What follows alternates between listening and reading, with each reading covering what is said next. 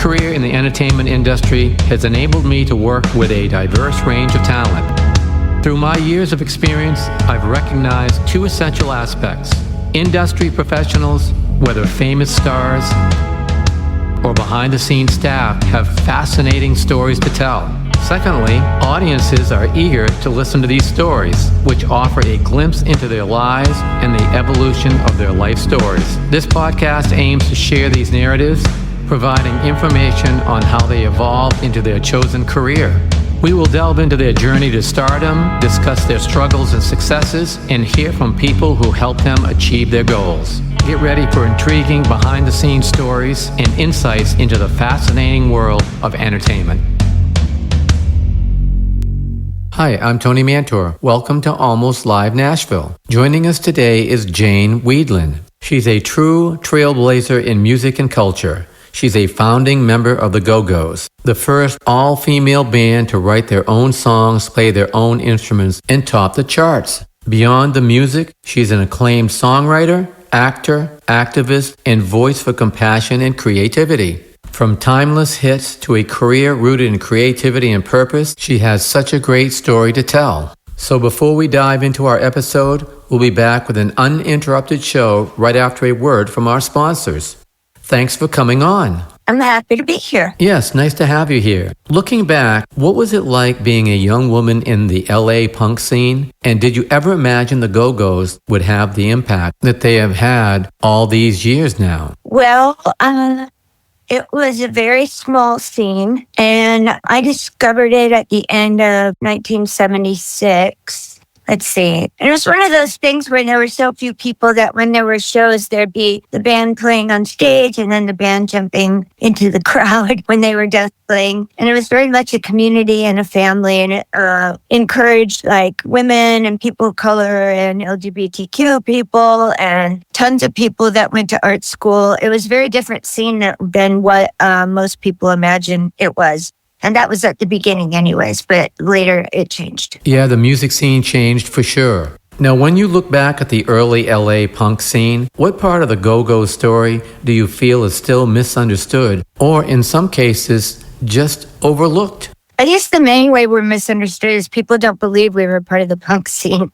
You know, there's ample evidence, and I sometimes get in arguments with trolls online with their, like in their 20s or whatever, and they're like, Go-Go, not punk. It's like, hate to tell you this, guy. Things happened before you were born. Yeah, I have had the same thing happen to me. Talk with younger people about how the business has changed and they don't understand. Yeah. So how do you address it? How do you go about it? How do you handle all the things that they're talking about, yet you're not condescending? I don't care if I come across as condescending.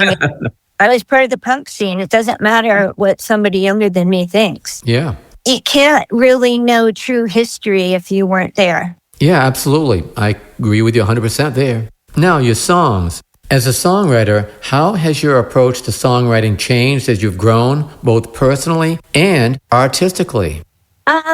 Started out, I'd never been in a band. I wasn't a musician. I wasn't a songwriter. But I had written like a lot of poetry that wasn't very good. But yeah. I just started writing lyrics is how it started. And back then, a lot of it was pretty political, and a lot of it was about being outcasts of society. Obviously not really caring, but definitely not being part of the mainstream. And then as time went on, I started writing some music, but the big breakthrough came when Charlotte and I started writing together because she was a really, really great music composer and I was pretty good at lyrics. So there was a ton of Char and Jane combination writings in the career of the Go-Go's, and I still consider her one of the top 3 writers I've ever written with for sure. Yeah, that's nice. So, as you evolved, how did you see yourself changing? Because now, all of a sudden, you're mainstream music. And like you said, they didn't really believe you was part of the punk rock scene. So how did you see yourself evolve in the way that you approach things or the way you may not have approached things? One of the biggest breakthroughs for us was when MTV started, because even though in Europe, especially England, there was a pretty long history of music videos being made, we didn't have that in America at all. And so when it started, it was very exciting. MTV was looking for content. That really helped us. And our first videos, like I remember our first video was Our Lips Are Sealed, and we had a budget of $6,000, which really was no budget at all. And so we just kind of ran around town being silly and not really taking it very seriously and stuff, which I guess is part of the punk rock ethos. But we didn't really take ourselves that serious, even though we were pretty determined to make a mark in the business. But I guess as time went on, we became considered more and more commercial, mostly because after punk rock, something called New Wave became a label, and that's what people were calling us. In retrospect, when I look back, I see that there were other bands before us that really influenced us, especially, I would say, the Buzzcocks and the Ramones. Listen to either of those bands. They're really pop songs just done really fast. And it's what our whole thing was. Yeah, so how did you feel? Because back then, most of the bands out there were all male bands, and here you are an all-female band. You're trying to make your mark by putting out the music that you record and perform. How did you see that change things for you in your career? How did the people within the business react to you? And more importantly, how did the people in the audience and your fans react to what you were doing?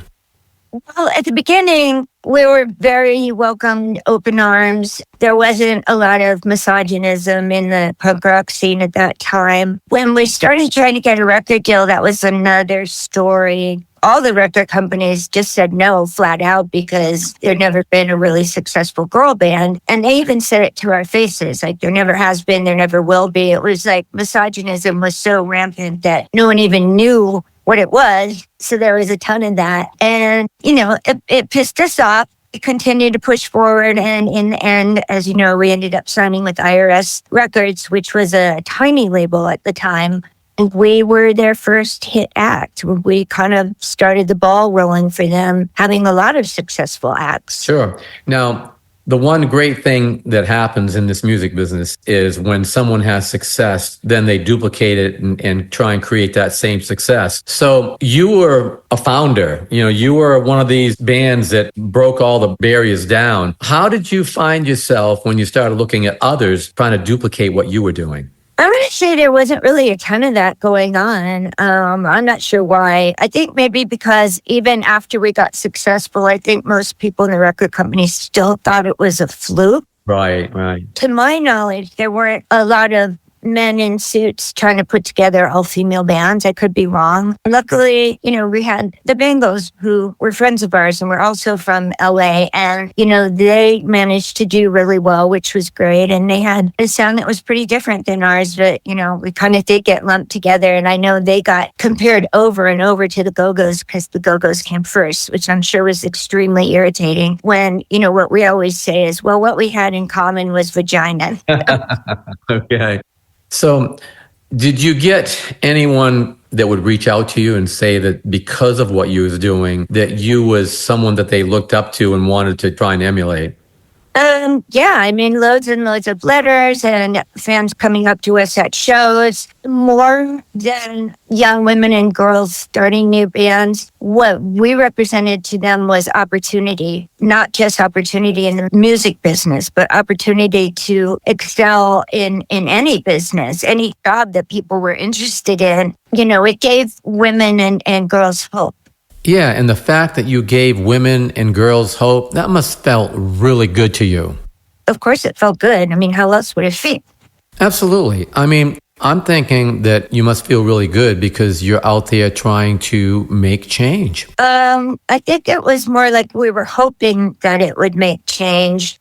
I'm going to be honest, I don't think, as far as the music business, it didn't really make a lot of change. When you consider there are more women on the planet than men, and that there are almost no successful female rock bands, especially ones that did what we did, which was play our own instruments, write our own songs, and go to number one. In fact, no one has done that since we did. So that's, it's a pretty high bar to leap over. I'm still hoping for that day to come. I completely appreciate the female singer-songwriters that are out there, but I sure would still like to see more women and girls playing instruments and, more women and girls in bands in addition to just being a lead singer. Not just being a lead singer. Being a lead singer, very important. But, let's face it, that's still the majority of what you see as far as women. Yeah, I get that. I think you have made more of an impact than you realize. I've been here in Nashville for a long time now. I have seen females come out as bass players, guitar players, drummers, doing things that you wouldn't have seen back in the 70s or 80s. I mean, back then, you didn't see that all that often at all. Yeah, that's true. In the LA punk scene, there were a lot of women musicians. Yeah, and you didn't see that a lot across the country at all. Yeah. And because of what you've done, I think that changed the landscape completely. Yeah, I mean, it was weird. I mean, people were kind of shocked when they first saw us. I think, though, our music kind of won people over because it was catchy and fun, and the videos were fun and colorful and lively. And we were coming out of a musical age that was a lot of overblown, expensive productions, right. Too many tracks laid, and Yeah, I remember being in the studio working all kinds of overdubs with so many tracks. Yeah, I feel like the Go-Go's were kind of fresh and raw. Yeah, it was almost like the Beatles. Simple 4 or 5-piece band, simple melodies, simple riffs. Everything flowed well together, and that made it sound great. Yeah. Yeah, that simple 4 or 5-piece sound with great hooks, great harmonies, and just simple riffs is some of the best music still out there. Yeah, I feel like, the more simple and fresh it is, maybe the closer to the heart it gets. Yeah, that's right. Is there a song you wrote that is in your catalog? When you wrote it, it had a meaning to you? Now that the years have passed and you listen to it again, you realize that you looked at it and wrote it with a different frame of mind.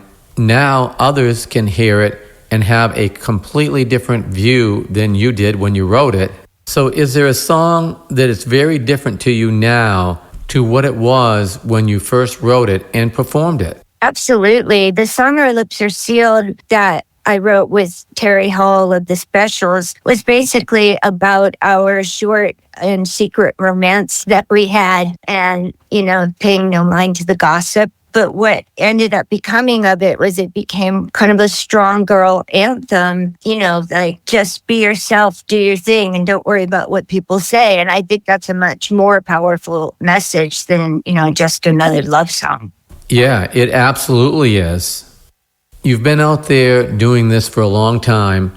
Have you had anyone that comes up to you and asks you for advice? What do they do? How do they do what they want to do in music? The music business has completely changed from what it was. So what kind of advice do you give them? Well, it's become something that I don't even recognize anymore. Yes, I completely agree with you there. First piece of advice I always give people is to don't sell your publishing. Yes. Because you'll be very tempted to do it when you're poor. But if you have any success at all, you're going to really regret it because that is a big stream of income that you're not going to get if you sell it off. If you're a good songwriter, you're never going to get what the songs are actually worth. So that would be my biggest piece of advice. And I guess the second one would be to be your own advocate because you're going to have big periods of your life where you have no advocates whatsoever and nobody believes in you. Can you give us an example that people out there might be able to relate to? My parents sat me down after a couple of years at the Go-Go's and said, we're really proud of you attempting to achieve your dreams, but now it's time to knuckle down and get a real job. And then a couple of months later, we made our record, and then the record went to #1, and all this stuff happened. And that's because we didn't give up, and we were our own advocates. Yeah, that's absolutely correct. You have to be your own advocate. Now, did you have to move at all? I mean, with me, I was originally from Maine.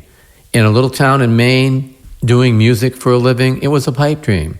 The only way that I was going to stand a chance of doing anything in music was to move 1,300 miles away to Nashville. So did you find yourself in that situation at all of having to move? My family moved to the LA area when I was 6. So that was, pretty ideal for getting in the music business. And in the 70s and 80s, there were a lot of clubs. You had a lot of opportunities to play live. I feel when I look around now at California, there are not as many clubs. And I think that the whole advent of streaming is kind of destroying the music business. Like what I understand, and I feel like is very typical of the current political climate, is aren't these people thinking before they make these huge decisions? Because by depriving artists of income, you're going to prevent artists from existing. And it's true of a lot of things in our culture right now. And I find it very upsetting that you see these people that are writing and performing these amazing songs and they're,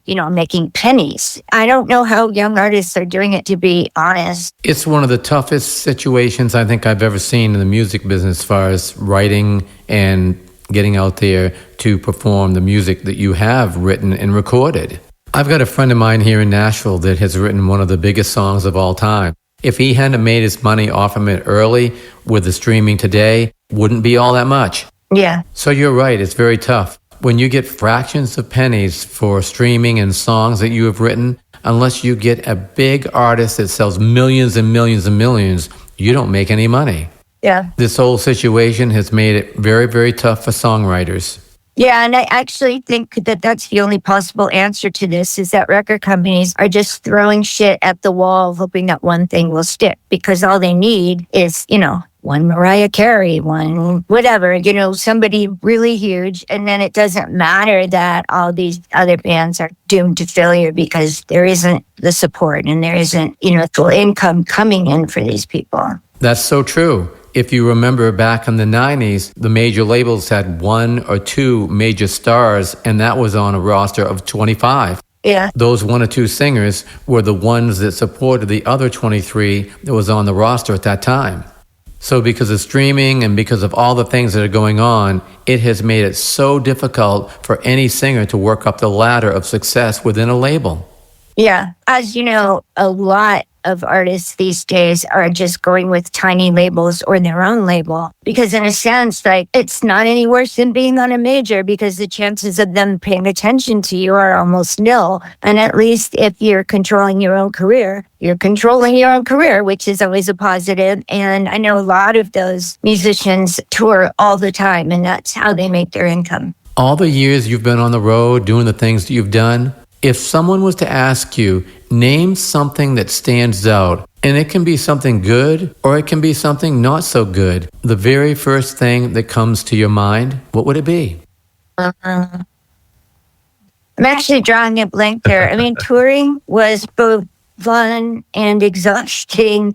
We had a lot of good times, especially like driving around America in a touring bus and just spending all that time making each other laugh. That's kind of the happiest sort of memories I have, is that. And also being backstage in the dressing room. I mean, I don't know what people were picturing we would be like, but every once in a while, like a guy would sneak backstage, and within about 2 minutes, he would run away screaming, because we were what we called ourselves a 5-headed monster. We were just so out of control, and we would do anything to make each other laugh. And those are, again, the fondest memories I have of touring. Yeah, I get that completely. I remember being on the road, lots of good times, lots of times that you scratch your head and wonder how you got through it, but it was still very good overall. It's a very unique experience, and not a lot of people get a chance to have that opportunity. If they ever have the opportunity for 15 to 20,000 seat venues, traveling from city to city, meeting people, being rushed around, it's a total whirlwind of emotions. Yeah, it really is a whirlwind. And the thing about fame is, I don't think anyone's ever prepared for it.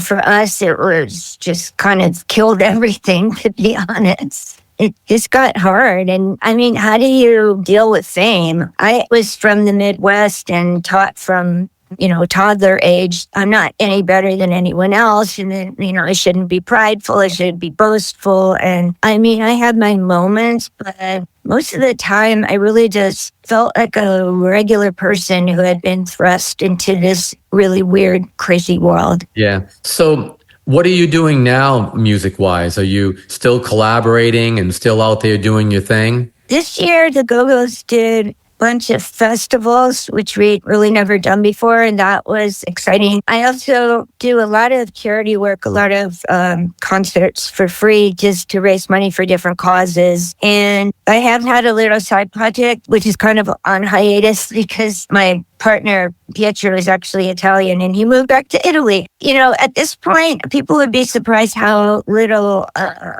people are interested in musicians from a big band if it's not the actual big band that they're looking at. It's definitely, it's tough. Yeah, I hear that from a lot of people. It is tougher than it's been in the past. I haven't had a manager or a record company or any of that stuff in like decades. I'm pretty suspicious of business people in the record business. So part of it is my attitude, and part of it is that maybe things are less misogynistic, but it's practically against the law for women to get older. I mean, seriously. Yeah, I get it. I've been in this business since I was like 20 years old. I've been coming back and forth to Nashville, and then I finally moved here. I've seen the good, the bad, and the ugly of it.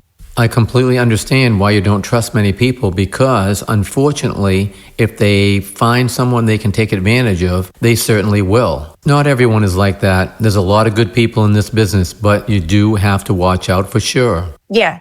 I love it that you do a lot of work to help charities. You've got one coming up here in just a couple of days. It's Joy's Song. How did you get involved with that particular charity? I believe, well, it's one of two ways or maybe both ways. One, that I actually born in Wisconsin. In Wisconsin, that's pretty well known. So I'm pretty sure that Mike, who runs the organization, probably knew that. And secondly, there's so many musicians that have been doing this every year, and I happen to know a lot of them. So it's kind of natural that eventually I do it too. And I'm actually kind of wildly excited because I get to see a lot of people that I haven't seen in years. And from what I hear, everyone just loves playing this event, that it's just really fun for both the people on stage and the people in the audience. So I'm looking forward to it. Part of it is a Friday night acoustic where everyone gets to tell the story behind the song. And this is a great way of interacting with the audience as well. So I imagine it would be fun not only to see your friends, but hear the stories behind their songs, which you might not know as well.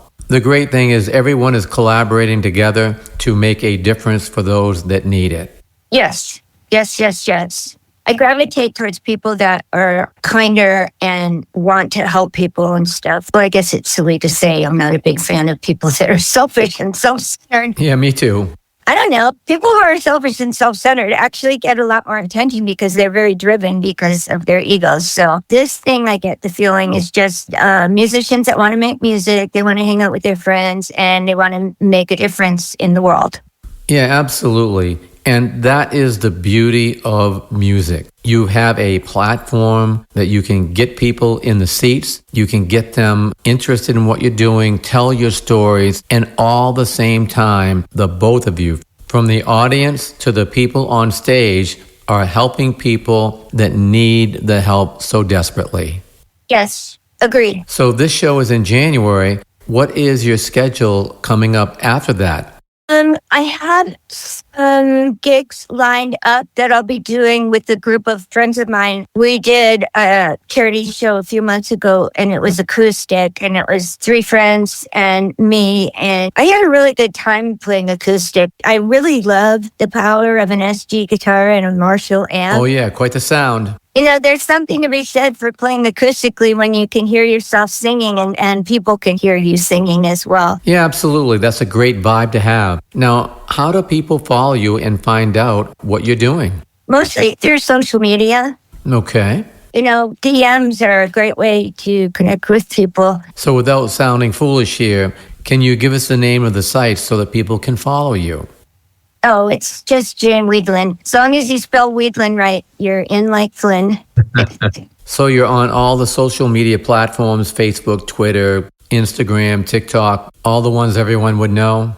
Early on, I started using Instagram more. I find however it's set up to make more sense to my brain. But I kind of have it set up so it goes straight to Facebook, and then I believe it goes to Threads too. Oh, yeah. I know I'm not on TikTok and I'm not on any of the newer ones yet because I got to tell you, I have terrible brain fog and I've never been good at technology either. So those two things kind of slow me down quite a bit because I'm not very good at doing internet type things. I totally get it. I'm limited on some of those things myself. Unfortunately, in order to do this, you've got to self-promote. And I'm much better about promoting you than I am about promoting me.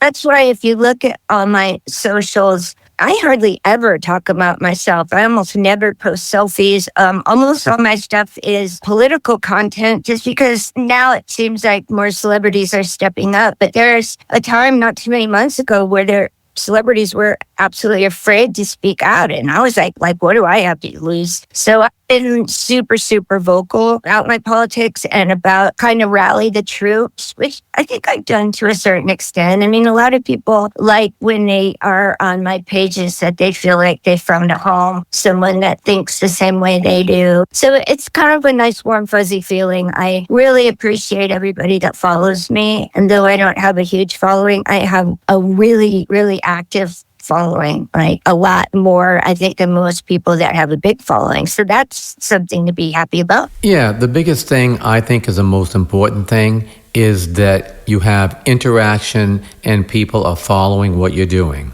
I like to look at the positive side of things. Most people are generally good-hearted. They want to help people when they can, and that's the right thing to do. Well, with that said, this has been great. Great conversation, great information. Hopefully, we can get together again on my other podcast and talk about some interesting things there. Hopefully, yeah. Well, maybe in the future. Absolutely. Thanks for joining us today. No worries. It's been a pleasure. Thanks again.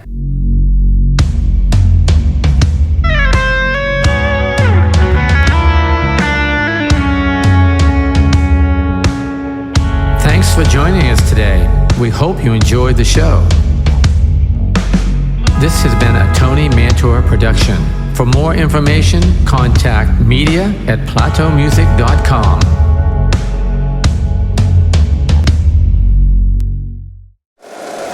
If you like the show, please take a moment to rate, review, and subscribe. It really does help the show to grow. Thank you for listening.